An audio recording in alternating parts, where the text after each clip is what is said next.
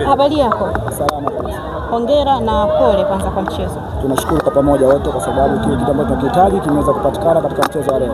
Tuambie namna ambavyo ilikuwa ni ngumu kupata hata hiyo alama moja, ikiwa leo siku ilikuwa ni ya kutangaza pia ubingwa. Pengine ilikuwa inapendeza zaidi mngeshinda zaidi. Mpira ndio jinsi ulivyo na matokeo ya aina tatu. Unaona. Kikubwa ambacho tumeingia nacho leo na wachezaji ambacho nikopo nataka nikitoe kwenye akili yao ni yale mahesabu ambayo yapo.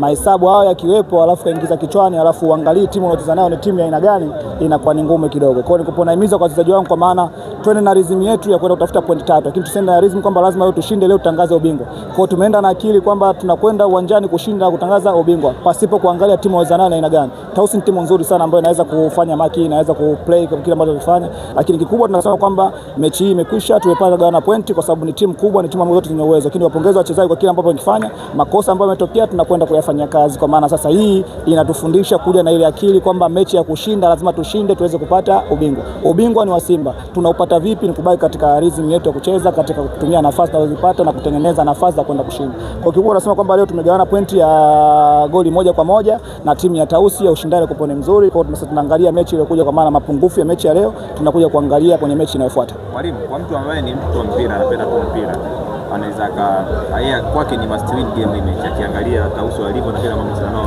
kwa kwanza kufunga goli 3. Lakini ukiangalia wewe kiufundi leo unacheza nao, ni tofauti gani unaiona kati ya Tausi mcheza nao ile ambao mlifunga goli 3 hapa? Kwenye mpira ukijibu mtu ambaye huja kushangilia kwa ajili ya kupata ushindi tu ni ngumu sana.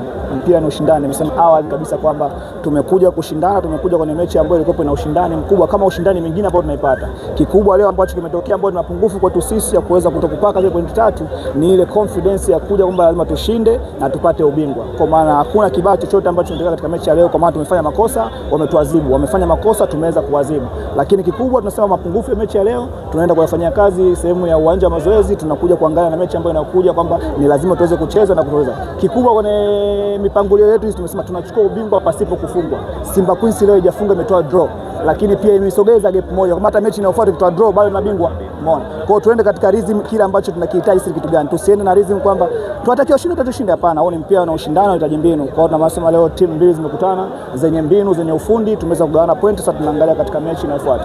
Lakini Tausi kwa mechi ya kwanza kwa maana walikuwa vizuri, lakini pia unaangalia kuanzia benchi lao, kuanzia wachezaji pia wamebadilika. Kwa ni timu ambayo ni nzuri toka hapo awali ilivyokuepo, kwa sababu timu za wanawake upata timu ambayo inaweza kucheza mpira na kuwa na confidence. Hiyo timu iogope sana pasipokuwa na mipango za kufunga magoli mengi sana. Kwa mimi napongeze benchi la ufundi la Tausi, napongeza wachezaji wamefanya kazi yao. Napongeze benchi la ufundi la Simba Queens na wachezaji wamefanya kazi yao. Sasa mechi imekwisha, tunaangalia mechi inayofuata. Asante sana mwalimu.